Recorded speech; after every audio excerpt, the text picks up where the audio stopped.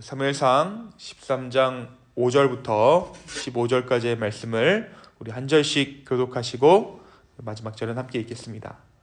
제가 먼저 읽습니다. 블레셋 사람들이 이스라엘과 싸우려고 모였는데 병거가 3만이요 마병이 6,000명이요 백성은 해변의 모래같이 많더라. 그들이 올라와 베다웬 동쪽 믹마스에 진침해 이스라엘 사람들이 위급함을 보고 절박하여 굴과 수풀과 바위 틈과 은밀한 곳과 웅덩이에 숨으며 어떤 히브리 사람들은 요단을 건너 갓과 길르앗 땅으로 가되 사울은 아직 길갈에 있고 그를 따른 모든 백성은 떨더라. 사무엘이 기한 대로 이레 동안을 기다렸으나 사무엘이 길갈로 오지 아니하매 백성이 사무엘에게서 흩어지는지라.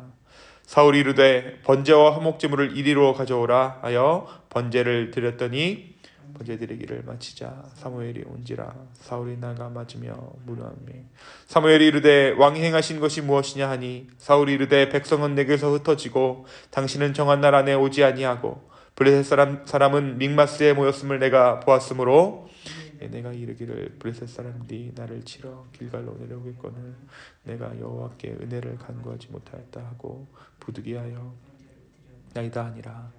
사무엘이 사울에게 이르되 왕이 망령되이 행하였도다. 왕이 왕의 하나님 여호와께서 왕에게 내리신 명령을 지키지 아니하였도다. 그리하였더라면 여호와께서 이스라엘 위에 왕의 나라를 영원히 세우셨을 것이오늘 지금은 왕의 나라가 길지 못할 것이라. 여호와께서 왕에게 명령하신 바를 왕이 지키지 아니하셨으므로 여호와께서 그의 마음에 맞는 사람을 구하여 여호와께서 그를 그의 백성의 지도자로 삼으셨느니라 하고 사무엘이 일어나 길갈에서 떠나 베냐민 기브아로 올라가니라. 사울이 자기와 함께한 백성의 수를 세어보니 600명 가량이라. 아멘. 우리가 어제 말씀 가운데 자신의 모든 통치 권력을 이스라엘의 통치 권력을 사울에게 넘겨주는 사무엘의 이야기를 함께 나누었습니다. 사무엘은 그의 마지막 설교에서 이스라엘이 왕을 구한 것은 명백한 죄악임을 지적합니다. 하나님의 은혜가 있지만 그럼에도 불구하고 이스라엘이 왕을 구한 것은 명백한 죄악이다. 하지만 이스라엘이 하나님을 찾고 구할 때 하나님은 그의 이름의 크심으로 인해 이스라엘을 결코 버리시지 않을 것을 약속합니다.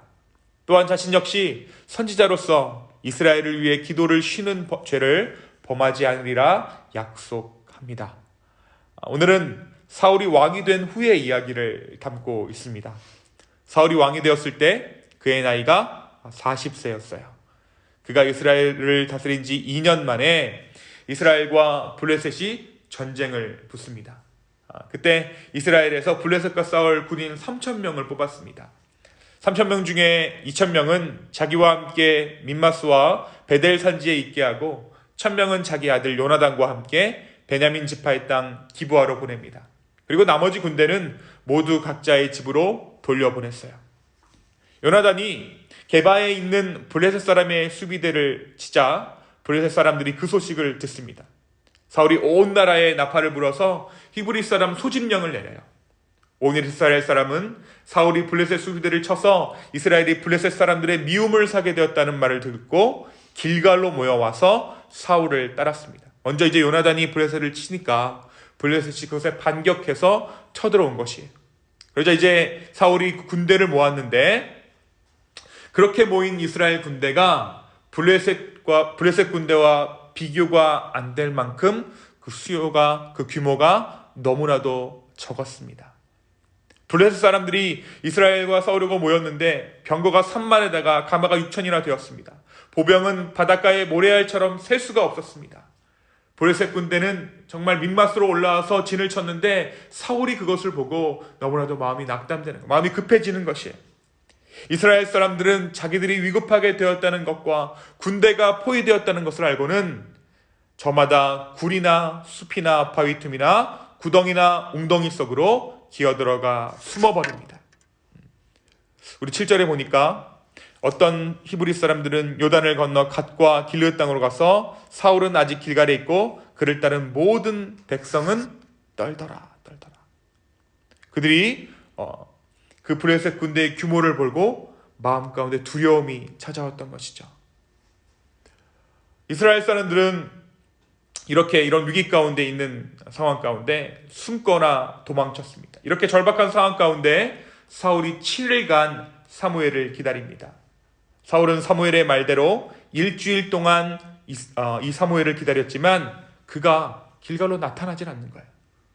그러자 백성들이 사울을 떠나서 흩어지기 시작합니다. 블레셋에 비해 전쟁을 나간 군인들도 턱없이 부족한데 백성들이 자꾸 사울을 떠나고 있어요. 다급한 상황이라고 판단한 사울은 사람들을 시켜 번제물과 화목제물을 가지고 오라고 명령한 다음에 자신이 직접 번제를 올려버립니다. 자신이 제사장이 아닌데, 자신이 선지자가 아닌데 그 일을 해버린 것이에요. 근데 이것이 하나님 앞에 중대한 범죄였습니다. 사무엘이 와서 모든 일의 자초정을 듣고 이 일로 인해 사울이 폐위될 것이다. 당신의 나라가 길지 않을 것입니다. 라고 예언합니다. 그리고 실제로 이때부터 사울은 왕자의 자리에 있지만 왕으로서의 권위는 점점점 사라져갑니다. 사랑하는 성도 여러분, 이것이 사울이 왕이 된 지 2년 만에 벌어진 일이에요. 오늘 말씀은 너무나도 짧은 순간에 사울에게 닥친 안타까운 소식을 전하고 있어요. 그리고 또 우리가 새겨야 할 하나님의 성품에 대해서도 생각하게 합니다. 하나님은 우리를 변함없이 사랑하시고 포기하시지 않으시지만 그 변함없음과 포기하시지 않은 그 부분 때문에 또 다른 면으로 우리에게 드러나는 하나님의 성품이 있어요. 그것은 바로 타협되지 않는 하나님의 공의입니다. 다시 말해 하나님의 변함없는 사랑이 우리에게 아픔으로 다가올 때가 있다는 것이에요. 오늘 사울이 사무엘 없이 번제를 드린 것은 여러 가지 상황들이 그것을 부추긴 것처럼 보입니다. 약속한 시간에 사무엘이 오지 않았어요. 모아든 이스라엘 사람들은 하나둘 진영을 이탈합니다. 하지만 그러한 상황이 된다고 해서 죄가 안 되는 것이 아닙니다. 사무엘이 사울에게 이토록 호되게 이야기한 것은 사울이 하나님을 망령되이 여겼기 때문입니다. 한 번의 사건으로, 한 번의 실수로 볼 수도 있는 그런 일이었지만 그 마음 한켠에 자리 잡은, 사울 마음 한켠에 자리 잡은 교만이 드러난 것이에요. 사랑하는 성도 여러분, 전쟁이 누구에게 속한 것입니까? 전쟁은 하나님께 속한 것이에요. 기드온의 300용사 이야기를 할 때도 나눴지만 하나님의 싸움은 숫자에 관련된 것이 아닙니다. 어떤 기다리는 일을 두고 오랫동안 기다리다 못해 인간적인 방법을 사용하는 것, 결국 그 모든 것이 은혜로 하나님의 뜻을 결국에는 성취하게 되지만 인간적인 방법이 남긴 죄의 흔적들을 지울 수는 없는 것이에요. 그 대가를 치른 사람들이 우리가 성경을 통해서도 보았죠. 누구입니까? 우리가 이스마엘을 통해서도 그 일을 보았고 야곱을 통해서도 그 일들을 보았어요. 하나님의 그 약속하심으로 인해서, 하나님의 신실하심으로 인해서 그 모든 것이 은혜로 성취되지만 그 중간중간에 인간이 저지른 그 죄악들 때문에 여전히 고통받고 있는 이스라엘 민족을 우리가 보고 있지 않습니까? 사랑하는 성도 여러분, 우리가 기도를 쉬면 우리는 너무나도 쉽게 인간적인 방법들을 생각합니다. 우리의 인내력은 너무나도 쉽게 바닥을 보입니다. 사울은 눈앞의 위기 그리고 승리의 마음을 쏠려 더욱 중요한 것이 무엇인지 잃어버렸어요. 따로따로 나누어서 문제 해결과 내가 있는 것이 아니라 내가 어떤 사람인가가 어떤 일을 받아들이고 어떤 일을 어떻게 받아들이고 해결해 가는지를 결정합니다. 이 문제 따로 나 따로 있는 것이 아니에요. 하나님은 때때로 내가 그 문제를 닥쳤을 때 어떻게 해결하는가를 통해서 우리의 됨됨이를 가늠하신다는 것입니다. 문제 해결이 중요한 것이 아닙니다. 그 문제를 대하는 내가 중요한 것이죠. 주님은 여기에 관심을 두시고 우리의 인생에 때때로 시험들을 주십니다.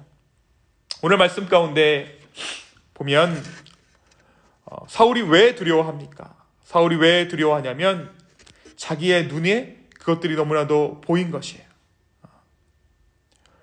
그러니까 너무나도 그 마음이 급해진 것이죠. 눈에 보인 것을 따랐다가 그의 마음이 급해져서 제사를 드려버린 것입니다.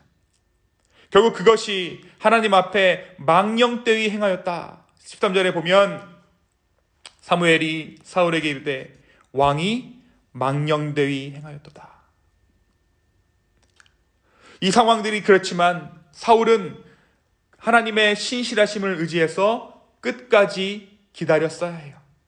하지만 그의 눈에 보이는 대로 행할기에 그의 행동은 망령되이 행한 것이 되어버렸습니다. 사랑하는 성도 여러분, 무엇이 망령되이 행하는 것입니까? 우리의 눈이 말하는 대로, 우리의 눈이 보이는 대로 행하는 것이 망령되이 행하는 것입니다.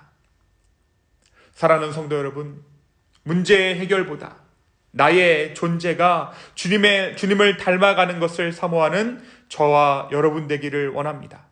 그래서 하나님의 마음을 알아 그 마음에 합당한 하나님의 자녀가 되기를 원합니다.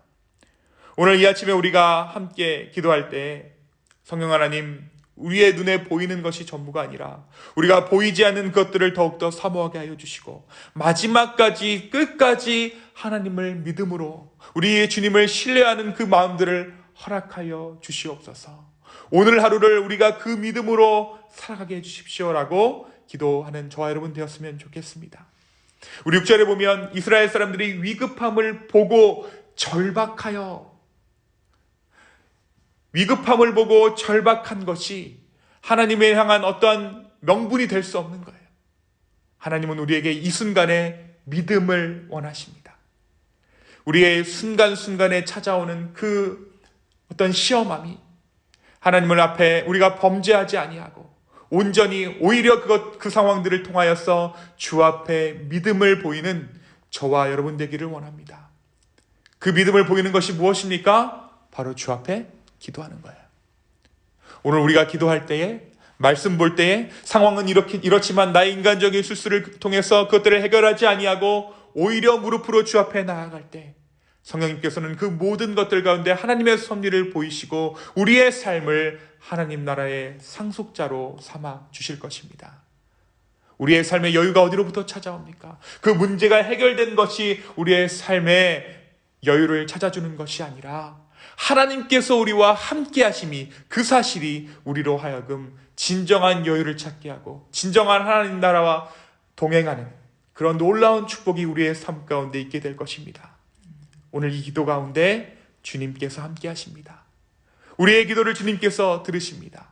사울과 같지 아니하고 온전한 마음으로 주 앞에 나아가는 저 여러분의 이 기도 시간 되기를 예수님의 이름으로 다시 한번 축원합니다. 이 시간 함께 기도합니다. 주님, 우리의 마음이 절박한 것, 그것이 무엇으로부터 오는가? 우리의 눈에 보이는 것이 우리의 마음을 절박하게 합니다. 우리의 마음을 위급하게 하고 숨게 하고 두려움에 떨게 합니다.